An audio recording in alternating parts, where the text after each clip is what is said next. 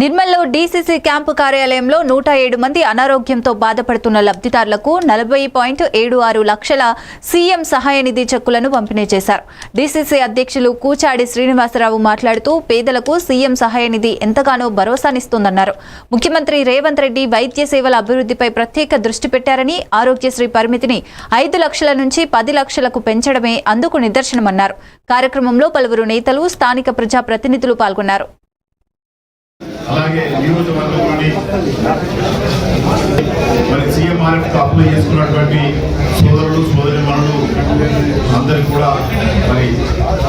ఆహ్వానం తెలియజేస్తూ గౌరవ రాష్ట్ర ముఖ్యమంత్రి వర్యులు పెద్దలు రేవంత్ రెడ్డి గారి నాయకత్వంలో మరి పెద్ద ఎత్తున ఎవరైతే ఆర్థికంగా తమ చికిత్సలు చేయించుకోలేక ఇబ్బంది పడుతున్నటువంటి వాళ్ళు ఉన్నారో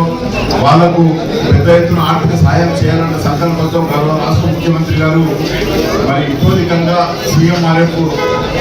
ముఖ్యమంత్రి సహాయ నిధిలో ఎందరైతే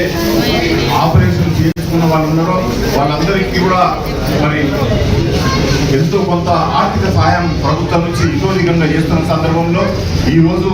105 మంది లబ్ధిదారులకు చెక్కులు పంపిణీ కోసము 40,76,000 రూపాయల పంపిణీ ఇవాళ జరుగుతున్న విషయాన్ని ఈ సందర్భంగా మీ అందరూ కూడా మనవి చేస్తా ఉన్నాను. మరి గతంలో ఏ ప్రభుత్వాలు కూడా ఇంత పెద్ద ఎత్తున ఇవ్వనటువంటి విషయాన్ని కూడా ఈ సందర్భంగా మనవి చేస్తూ మరి ఇందిరమ్మ రాజ్యంలో కాంగ్రెస్ పార్టీ నాయకత్వంలో ఎప్పుడైనా కానీ పేదల పక్షపాతిగా ఉన్నటువంటి పార్టీ కాంగ్రెస్ పార్టీ కాబట్టి